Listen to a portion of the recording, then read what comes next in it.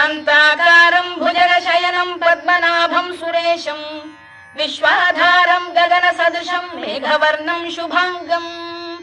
लक्ष्मीकान्तं कमलनयनं योगिधृध्यानगम्यं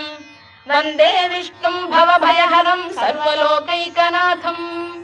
मेघश्यामं पीतकौशेयवासं श्रीवत्साङ्कं कौस्तुभोद्भासिताङ्गं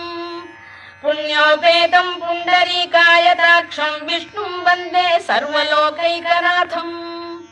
नमः समस्तभूतानामादिभूताय भूभृते